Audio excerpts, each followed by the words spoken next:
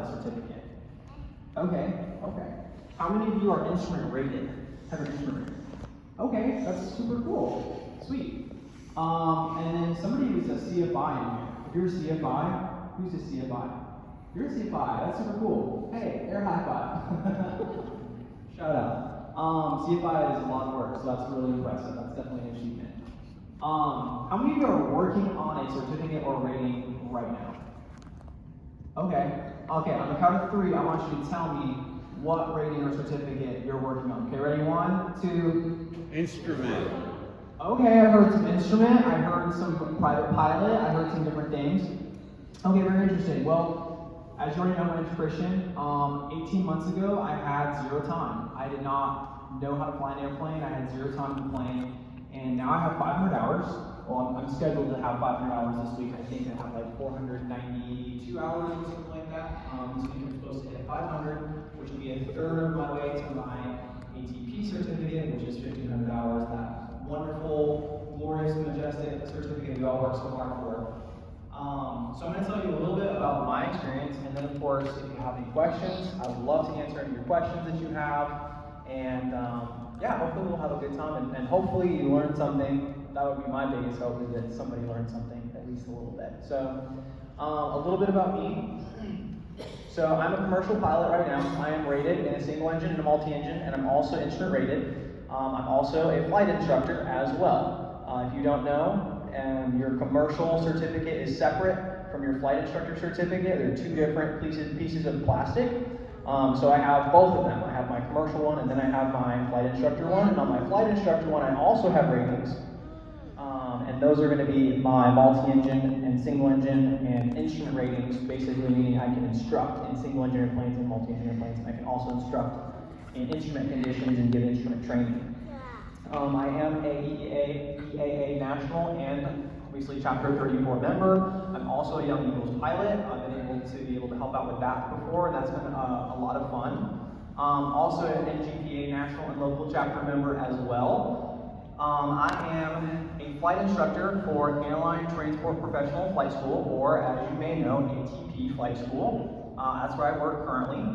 And I'm also an Envoy Airlines cadet.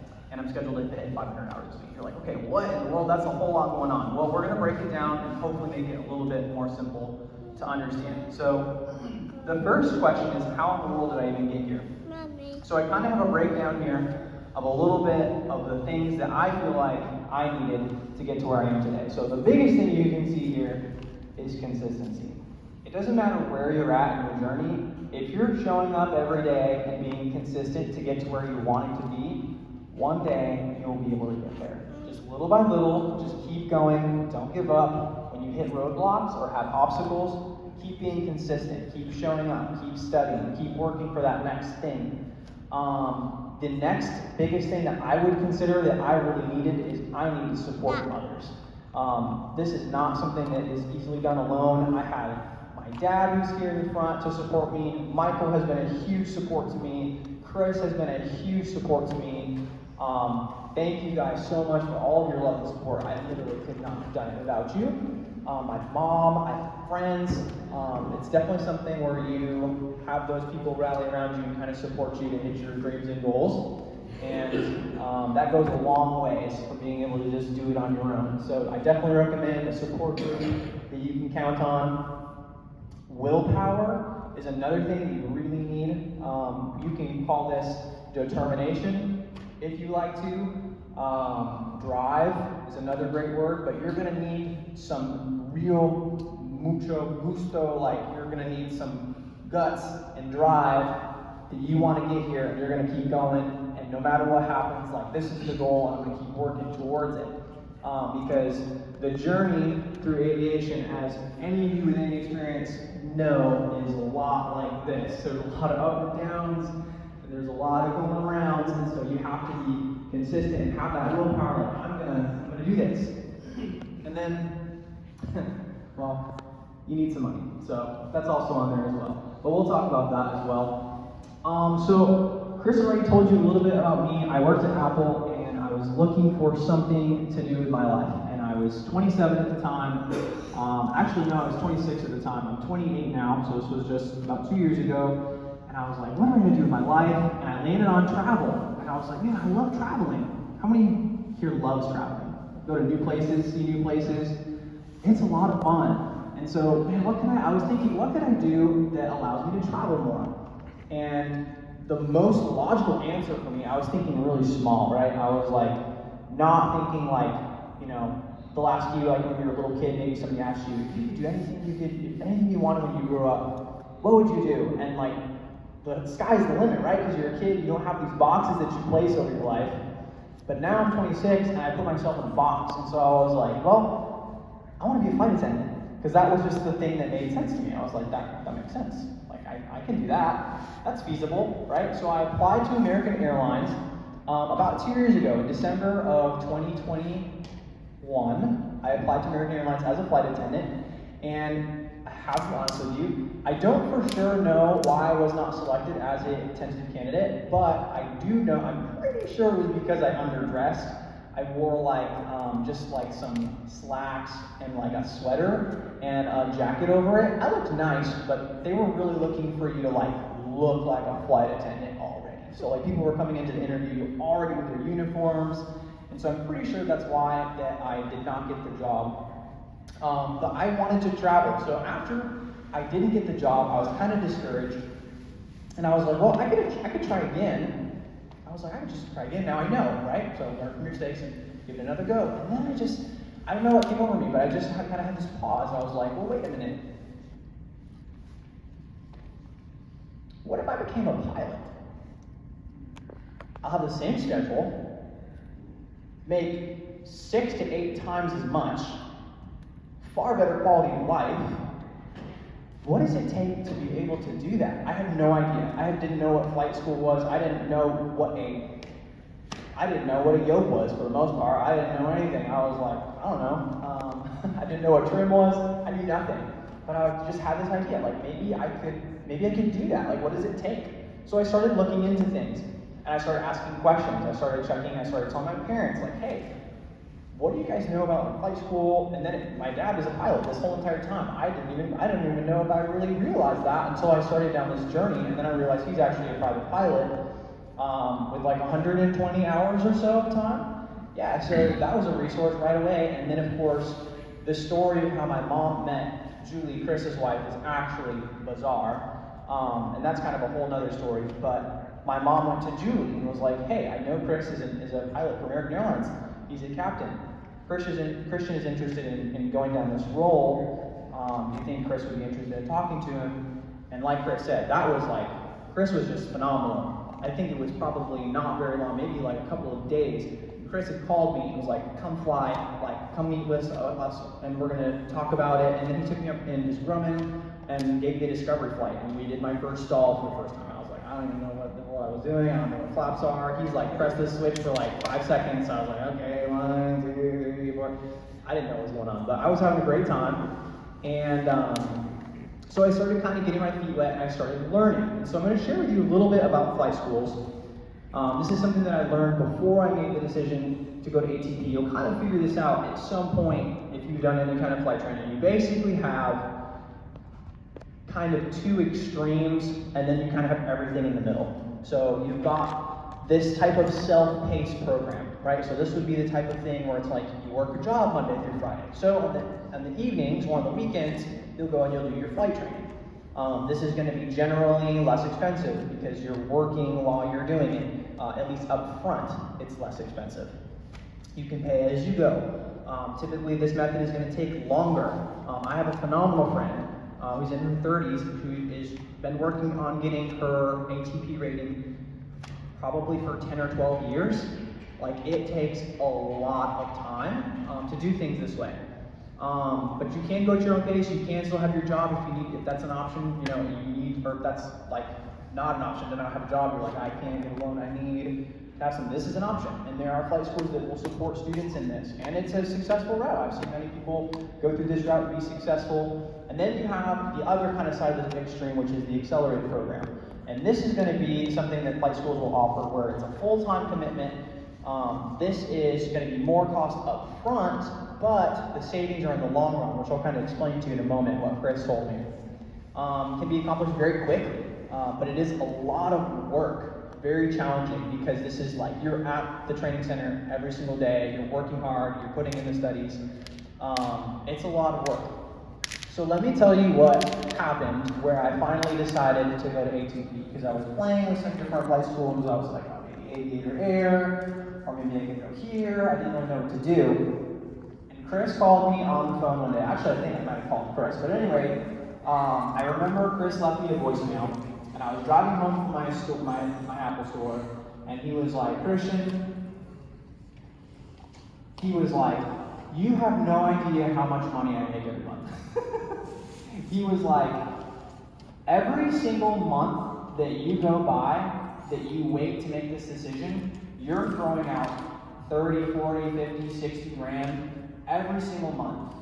Because that's how much that you can make once you get to the airlines, once you have seniority. And he really put the perspective for me about how much is truly out there to be made when you make that decision to like get into it. And that's why I say for the accelerator program, it's more cost up front, but in the long run, like I'm probably going to be a commercial, like an airline pilot within the next additional 18 months. And so I can't imagine if I had taken my time and gone through at a slower rate, like I would not be where I am today. So it is a great benefit to be able to do an accelerator program like what ATP offers.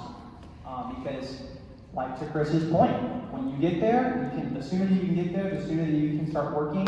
And if you didn't already, entry-level positions at almost any regional airline for a first officer, like a co-pilot, is 6 figures, like starting out. That's kind of where we're at in the market. So it is very much so like, let's go, let's get this done. So it's very exciting, but it is a lot of work. So after I got this voice message from Chris, at that point I was like, all right, I'm doing this. And so I contacted ATP and I started working with them to get enrolled into the program. There were some things I had to do to qualify, such as get a first class medical. That's like one of the first things you need to do if you're going to flight train, because there's no point in flight training if you can't get a first class medical. Because you have to have a first class medical in order to operate as an airline transport pilot. You cannot fly with a second class or third class medical, so you have to make sure you qualify for that, or else everything else is a waste. So once you have that first class medical, then cool, now you know that you're healthy, ready to go, like you can actually do this. So then it's a lot easier to just maintain that health and to take care of yourself. I also had to work with ATP to get qualified for a loan, which can be tricky as well, especially in this day and age. I would definitely recommend, if you can, having a co-signer, because that can help you get lower interest rates. And if you do go the loan route, I also recommend, if you can, fixed rates as opposed to variable rates, because a lot of times they'll be like, oh, it's a variable rate, and it's really attractive, right? But guess what? After you've been enrolled for about a year or so, that interest rate, they start to go up because it's variable. So just bear that in mind if you choose that option. Yeah, and then I started at ATP and I started working. I digress. So AirVenture happened in July of 2022. At this point, I had already got my first class medical, and I already had a class start date with ATP in August. And Chris, another amazing thing that he did with me is he took me to Grumman and allowed me to fly. I logged almost 16 hours of flight time on this trip. I got incredible experience flying straight and level. We also did some simulated instrument, wearing goggles. I got a little bit of that under my belt. And this was an incredible asset to me, because coming into ATP, I had already about 16, 17 hours of flight time.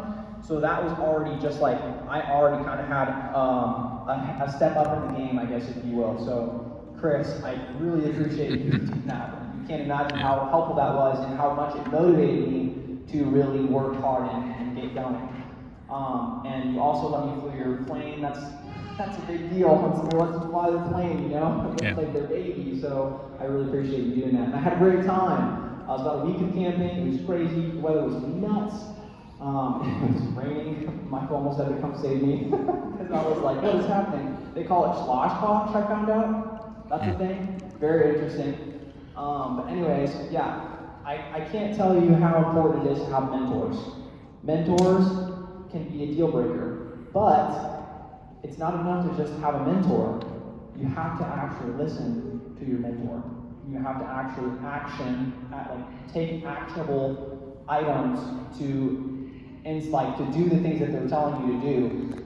Chris could have stood there all day and like, okay, like blah blah blah blah blah, this. But if I hadn't taken the incentive to actually action on those words, then where could it have gotten us? You know what I mean? But don't disregard the importance of a mentor, someone to help you and point you in the right direction, and when you have issues, someone you can call to ask questions. So I started ATP in August. Private pilot training, in my opinion, is the hardest part of training, because this is the time where you are learning the most. You are going from, what is the throttle?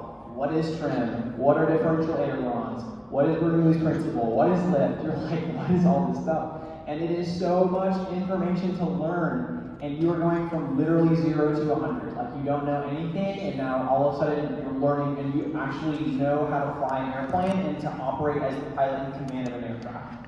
That is a huge jump. So first of all, if you are a private pilot in the room right now, go ahead and give yourself a pat on the back. Good job, because that is no simple accomplishment. It took me about 3 months. I did almost quit. At one point during my training, I was struggling with landings, and I could not figure out how to ace the round out and the flare. I couldn't get this right side picture. It was really frustrating. I was really nervous, and I struggled in that area for a little while, and I started getting discouraged.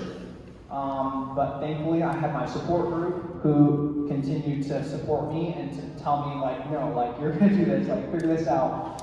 And I did figure it out, because here I am, and I do know how to land the plane now, okay, so everybody can rest at ease. This was a while ago. It took me about 3 months to get my private pilot certificate, even in the accelerator program, ATP, and not even ATP, most flight schools, this includes Coast, American Flyers, ATP, a lot of these fast-track airlines will tell you, 7 months, 0 time to CFII, 9 months, it took me 11 months, okay? You've got weather, you've got nationwide examiner shortages, you've got flight instructor availability.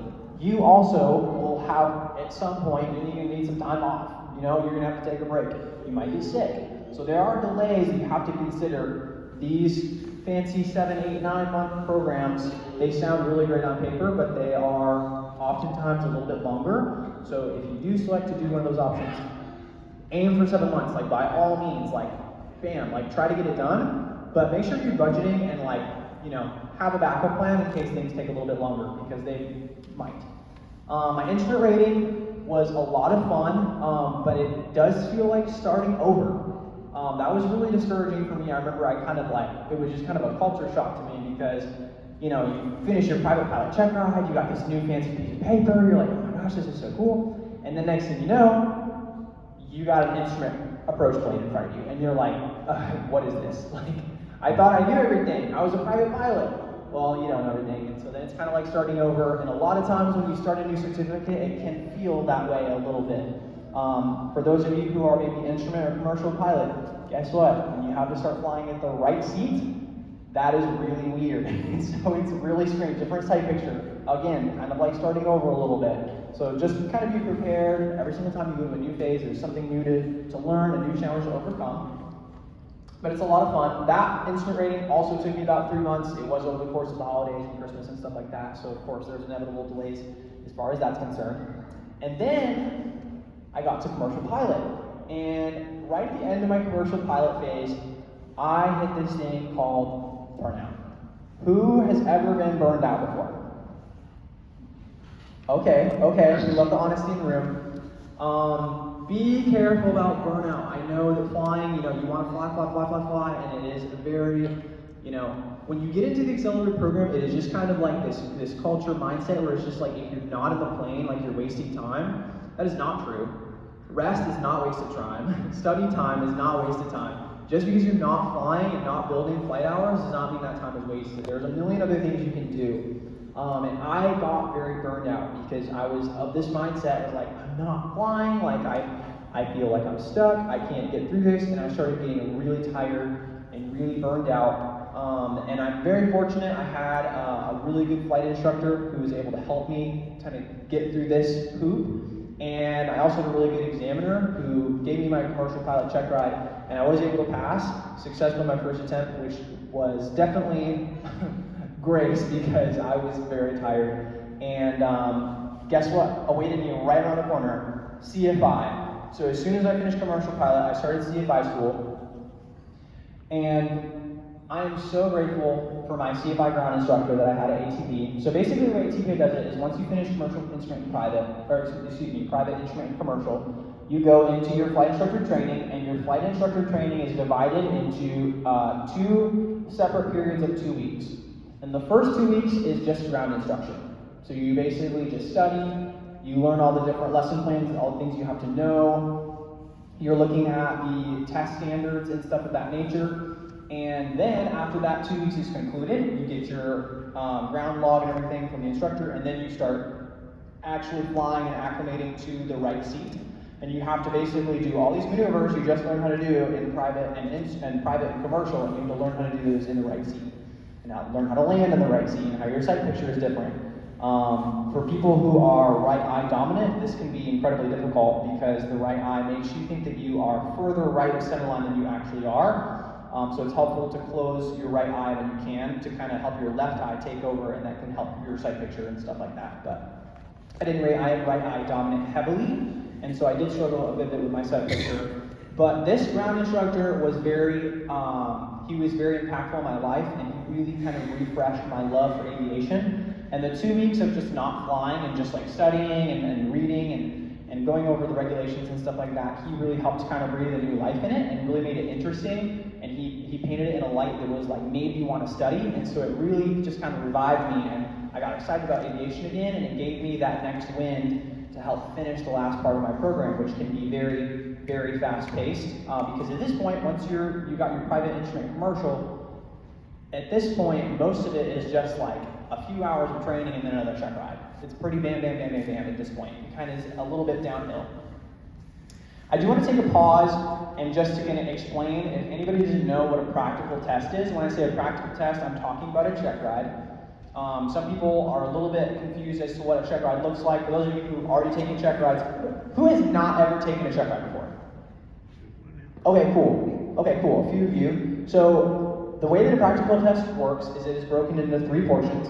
You have a written exam, and you have an oral exam, and then you have the flight exam. Okay, the written exam is and can be done a lot earlier than the oral and the flight portion. So it is a very wise decision and a good decision when you have a practical test on the horizon, go ahead and get your written exam done.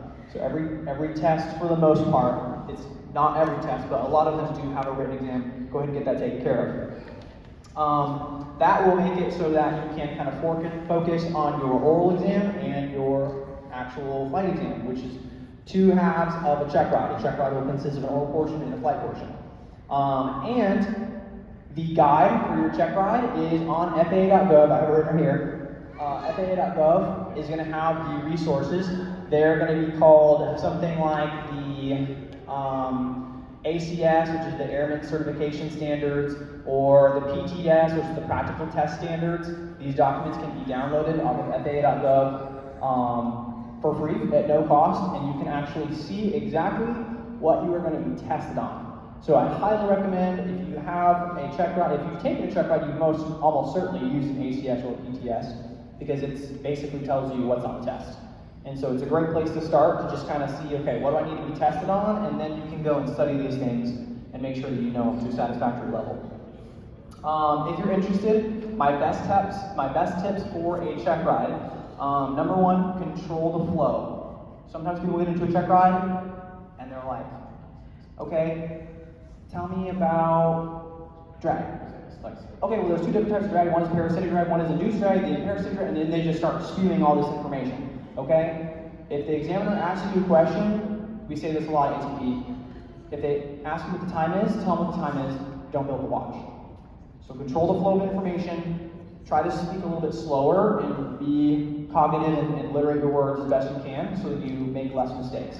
The more words you say in a check ride, the more opportunity for you to say something wrong. So try to slow down, For me personally, if I get nervous, I start talking really fast, and then I start tripping over my words, and I say things I don't mean to. So it's important, just like, if you're that type of person, have that self-awareness, slow down, and just kind of take your time through the oral exam.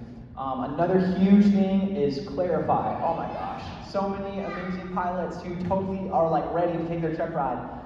The examiner tells them to do something, they don't understand how to do it, they don't like, there's not that clarification, like they're not sure what the examiner wants them to do, and then it ultimately ends up in an unsatisfactory check ride result because there was just a miscommunication. What a shame. So I had to pay a recheck fee, all because the student didn't take a moment to ask the examiner, you said a short field, right? Okay, cool, short field takeoff, roger that. Am I clear to this fix for an instrument approach or something like that? Yes, you're clear to this fix. Okay, cool, now I know I need to hold here, or now I know I have clearance to descend, or whatever the case may be. So make sure that you're clarifying with your examiner, very important. And last but not least, have confidence. Humble confidence, but confidence. If you have an endorsement from your instructor, that basically means that someone who is a certified flight instructor who has a lot of authority has endorsed you, put their name on you, and they believe that you are worthy of being able to hold and operate with these privileges. So take that into your check ride and be confident that you basically have already earned your endorsement and completed your training. And a good examiner is an examiner who wants to give you your endorsement, like your certificate or rating, whatever it is you came to get, they want to give that to you. So just be confident. Don't act like you know everything. That's not what I'm talking about. Please be humble. Examiners love to be able to also help you learn through the check ride. So make sure that there is opportunity for do that. If an examiner comes in and feels like you're not willing to learn anything, then they're going to look for a reason to give you an unsatisfactory evaluation. So just make sure that you are carrying yourself with humility, but be confident in the training that you've received and in the endorsement your flight instructor gave you. Shepherd Air, if you don't know where to start to study for an exam, Shepherd Air is amazing, and Shepherd Air does not have a private pilot curriculum. However, they do have some amazing free resources to get you started in training for your PAR, the private airplane written. So I would definitely recommend, regardless of what written exam you're taking, no matter what it is, Shepherd Air is my top 10. They are very good, proven to be able to know what they're doing. So I took all of my written exams using their study prep material, and I did very well. So I really appreciate everything they do. So after I finished my CFI took me about, I started in April 14th, and so I finished about June, so about a month and a half. So it was pretty fast. Beginning of June was when I finished. After I finished my CFI, I started training in a Seminole. I started doing multi-engine training, which was so much fun to me, and this was really exciting, and just continued to increase my love and my burning passion for aviation. But it was very, very fast. So my multi-engine training, when I took my check ride in the Seminole, I had only trained in the Seminole for 8 hours. That is it. The rest of it was ground training or simulator training, and I think I had maybe 2 or 4 hours of simulator training. I think I was supposed to have more, but I didn't. And so I took my check ride in the Seminole after only flying in that Seminole for 8 hours. Also, I had just spent a couple of weeks in the right seat, and when I took my multi-engine check ride, I was back in the left seat. So it's definitely very challenging, so you have to be proactive. Chair flying is something that is very, very efficient to make sure you're practicing your flows down and you're running your checklist, make sure that you're proficient in those. And it's not a joke, it is really helpful getting in the sim or something like that, being enrolled in a school that has simulators available to students to just get in and train is also something I would highly recommend, because there's a huge responsibility on you, the student, to stay proficient with a very limited amount of hours that you're going to be training.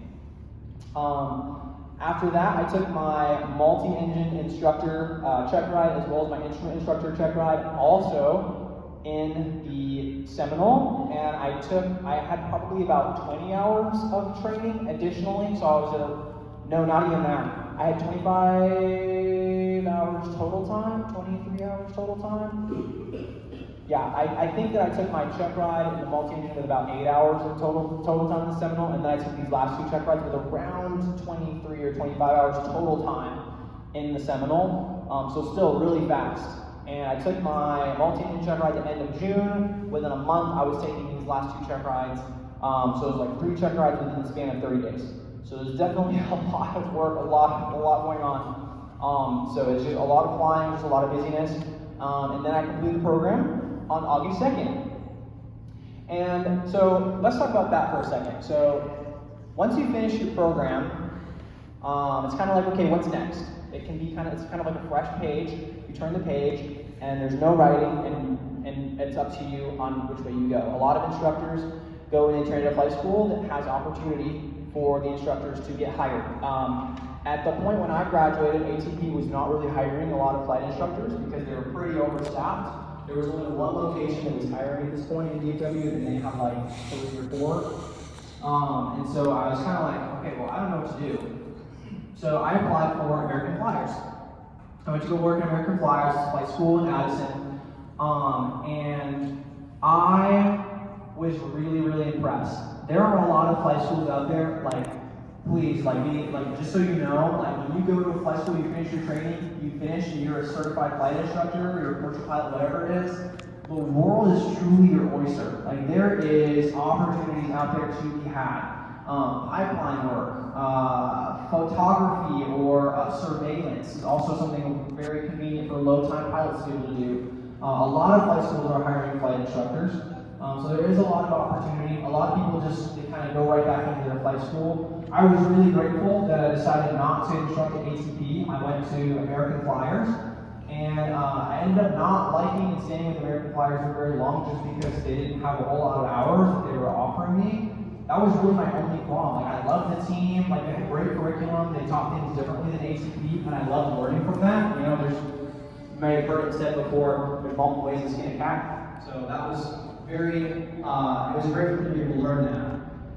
I probably would have stayed longer had they had more opportunity for me to fly more, but the position that they put me in and kind of the direction that they had me go made it so that I was able to fly a lot. And so I ended up leaving and going back to ATP.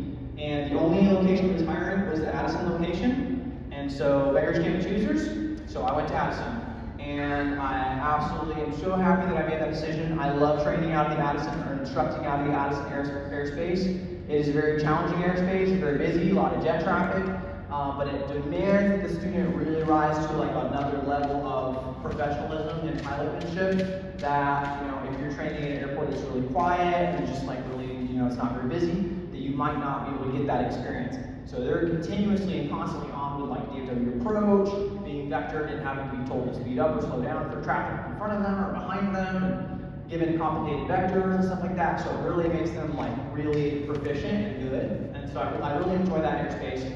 But it is challenging, but there's going to be challenges anywhere you go. So I guess pick and struggle, so to speak. But anyways, I got hired at ATP on the 25th of September, and I've been a flight instructor there ever since. And this brings me to the last part of my journey, which is getting hired at Envoy. So many regional airlines are looking for candidates to be able to start getting in their pipeline. They love having those people that are ready to go as soon as they are ready to fulfill their hours, and they're just like pumping them through. As soon as this person has their hours, okay, great, you're first officer. The hiring process at regional airlines, or any airline in general, is incredibly expensive and incredibly time-consuming. So it is important for airlines, if they want to continue to have pilots, when pilots are continuously moving and changing positions and getting promoted and going to captains or flowing, there's constant cycle and movement of the pilots at airlines and stuff. So they have a very, it's very beneficial to the airline to have a pipeline set up for those student or whatever flight instructors to be able to flow through. Envoy is probably one of the best ones right now, in my opinion. They have phenomenal benefits for the people that basically become cadets. The way that it works is you would interview with Envoy, and this is for someone who is like a flight instructor. This wouldn't be something that would be available to a student, but for a flight instructor that's instructing, you actually basically become an employee of Envoy. And many of the other regionals will do something like this as well. They will hire you, and then at that point, you will begin receiving benefits. So you can get health benefits, you can get 401k matching, you can get, like for me, I have vacation time accrual. I can't take vacation because I'm still in contract at ATP technically, but my vacation time for Envoy is currently building. So when I start working at Envoy, I'm already going to have a couple weeks of vacation waiting for me. So that's really convenient. I also get travel perks and benefits. I just flew in this morning from LaGuardia at no cost because Envoy takes very good care of their employees. It's phenomenal. So definitely really exciting. Very exciting things happening in aviation.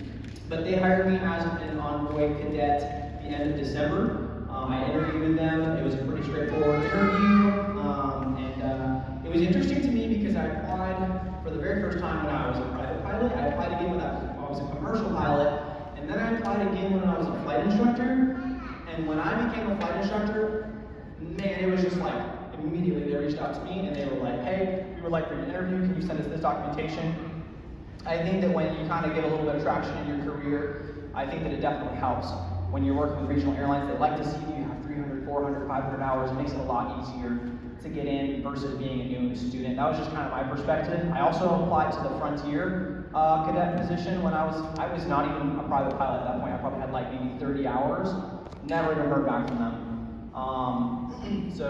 But there is a lot of opportunities out there in aviation. It's a very exciting time to get involved. And my greatest recommendation, if you don't remember anything I said tonight, keep learning. Keep learning. Every single day, keep learning. If you learn something every single day, 365 days from now, you're going to know 365 things that you didn't know. So keep learning, keep studying, keep working, stay consistent, and yeah, that's what I have for you guys. Do you have any questions? Thank you so much for listening to me talk and for hearing my story. I hope that it helped you in some regard. But at any rate, who has a question? Yes, sir. So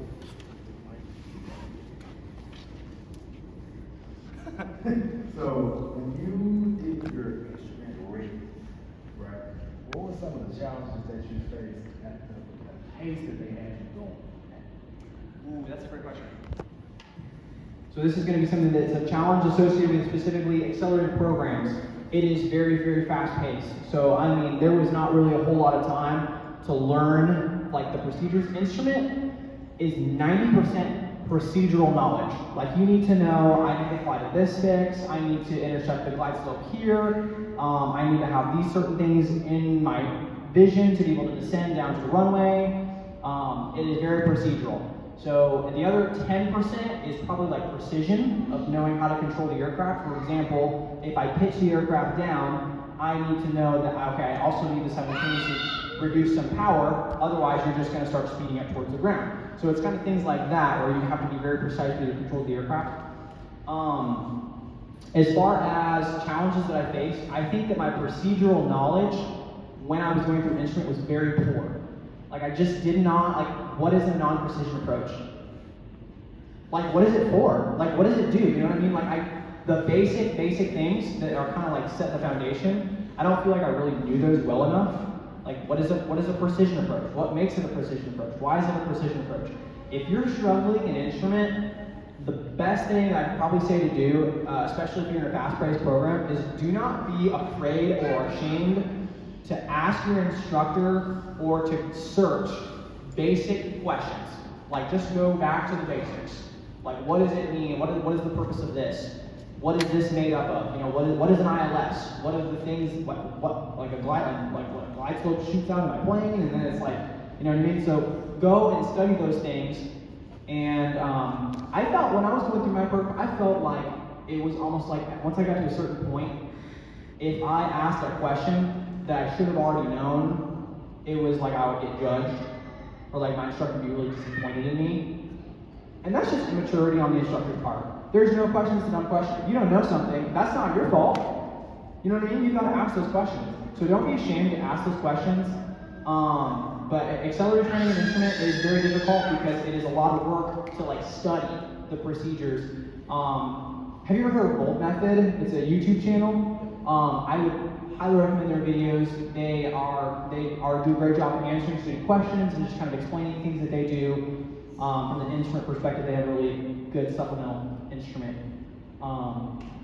training and stuff that you can look at. But that's kind of my perspective as far as that is concerned. Did that answer the question? Josh. Did I answer the question for the most part? Yeah. Cool. What other questions do you guys have? Yes, sir. So the Envoy programs and those regional airline programs, are they only for the young kids? The Envoy programs and the regional programs, are those only for the young kids? By young kids, are you talking about like 0 to 100 hours? I'm talking about age. Age, great question. So Envoy will not hire you if you are younger than 21 years old. So they are not for anyone that is younger than 21. So if you're starting flight training and you're 19, great job, fantastic. Keep working at it, okay? And also it kind of takes the pressure off of you because you don't have to be so concerned about your timeline. You know, when I went through the program, I was 27, so all I could think about was like, go fast, go fast, go fast, go fast. But if you're 18 or 19, you've got time because you can't even be an airline transport pilot until you're 21. So, yes, does that answer the question? Yeah, what about the other side? How old can you be? How old can you be? So on the other side of things, you can be an airline transport pilot up until 65 years old. 65 years old is where the airlines require that you retire. I have a student right now who is 40 years old. I also know of a student at ATP who is in their 50s as well. I would say if you are, gosh, Chris, what would you say? What would you say would be the cutoff that you might recommend somebody not pursue, like being a pilot per se, like airline transport pilot? Starting like, you mean to start? Like to start. I mean, if you're 50, you're going to be okay, probably. Yeah. If you get much above 50, you're going to, it's where the lines of break even kind of come. You're going to spend a lot of time and effort. Yeah. Maybe 52, but it's the diminishing returns. That's I mean, unless you, and some people just want to learn and they want to just, hey, I just want to do it. Yeah. They're not going to get hurt, but it's not going to be as lucrative. Yeah, I would definitely agree with that. Yes, ma'am. I have a female friend who got hired on. I have a female friend who got hired on with Envoy at 44, I think. And she's captain from American now. Yeah. And she's in her 50s, but you know, she was hired by Envoy at 44. Yep. Thank you. Yeah, I love that. Thank you for that. Yeah, absolutely. That's phenomenal. And yeah, it just goes to show you how fast the promotions come right now because of the rate of the retirements. Like you can get promoted and flow very quickly. So within 10 years, maybe even 6 years, your friend, she went from a brand new hire at 44 to now she's a captain for American Airlines. That's really impressive. Yeah, and that's just the rate that it's moving right now, so it's a great time to get involved. What other questions do you guys have? Yeah, absolutely. Josh? Nice to meet you. Okay, so my timeline here, I'm 26, I just turned 26. My timeline is starting to feel like this. I'm starting to feel a little bit smaller. Right now, I'm in a program. It's a pay-as-you-go. It's part 60. Aviator Air. And I'm actually, the only reason I went with part 61 is because I'm actually a bit hesitant to go with 141. I've heard a lot of bad things about part 141, and one of those things was pace and not being able to keep up and being dropped in the program. I'm still interested in pursuing going 141, but I want to know, and I've done research, but I want to know more of like someone who's already been there, more pros and cons. Okay. What advice would you have? You said you're Aviator Air Grand Prairie? I looked into going there when I first started. Do you have your instrument rating? Not yet.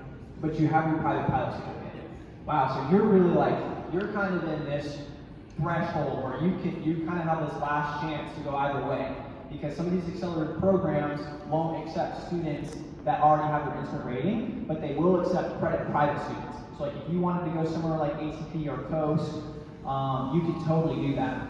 To your question, like, what are some of the pros and cons of a 141? Well, first of all, a lot of people don't know this, but like Coast Flight and ATP and these fast track programs are still Part 61. They are not Part 141. Part 141 is generally going to be associated with like Embry-Riddle or Letourneau. I believe American Flyers also has a 141. 141 school is basically a school that goes to the FAA and they say, hey, listen, we have really good curriculum. We want you to test this curriculum and look through it and see if it's as good as we think it is. Because if it is, then we're going to send our students to their check rides earlier. And you basically, your qualifications to become a commercial pilot or an airline transport pilot are dropped. So you can become an airline transport pilot at 1,200 hours instead of 1,500 because you went through 141 school, which is basically curriculum that is signed off by the FAA. So, ATP does not have curriculum signed off with the FAA. ATP does not like anybody touching their curriculum. They want to teach things the way they want taught, and they want to do things the way they want to do it. So that's fine, right? There's multiple ways to skin a cat. But the students that I have seen not be successful at ATP, I've definitely seen some tough things, but the vast majority, it's like, dude, what are you doing? Like, what are you doing? Like, why are we not here? Like, why would you, like, ATP expects you, and this is just one example, but other schools have similar expectations. They expect you to be at the school, like, 9 to 5. Like, you should be studying, you should be working with groups. And if you're at the school, like, regularly, consistently, not even 9 to 5, you could do 9 to 3, you could do maybe, like, 10 to 7, or 10 to 5, or something like that, if you want to build a schedule that, you know, is able to resist traffic. A lot of times you can work with your flight instructor, they'll be scheduled, they'll be flexible with you because they're holding your hand. Like, you're a grown person, so they're like, okay, like, this is not college, you know what I mean? Like, you're learning to fly planes. This has a lot of responsibility associated with it. So you gotta show up and you gotta work hard. And when that doesn't happen, you start to get behind the program. And when you're messing around with other students or getting distracted, like, that all creates problems for you. So if you're like, no, I know I can focus, like, I know that I can work hard, I know I can be diligent, I can show up every day, honestly, you're probably going to thrive. You're probably going to do really well. Because the vast majority of people that are unsuccessful in those programs are people that do not put in the work. That's what I would say. Of course, there are always, I have one particular person, great pilot, and he failed his his certified flight instructor check ride, and then he had to take it again, and he failed it again. And so then he couldn't get an instructor to endorse him. And it's hard to get endorsed for a certified flight instructor check ride because you have to have a flight instructor that has a significant amount of experience to endorse you. They're what's called a 2-year, right? They have to have 2 years of experience and 200 hours of dual given or whatever. So that was really tough. He was a great pilot. He busted twice. And ATP unfortunately had to remove him from the program. But ATP is not looking to do that. Like, flight schools don't benefit from that. Like, they don't like to do that.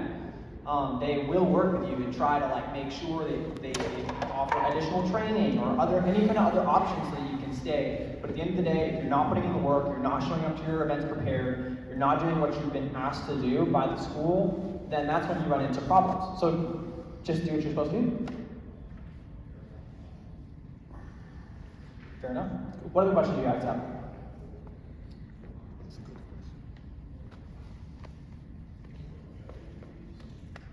Okay, well, hey. Okay, I'm gonna add to some of your stuff because I'm gonna fill in because I was listening. Okay, cool. Well, come take this mic from me, somebody. Yeah, okay. I'm gonna come take it.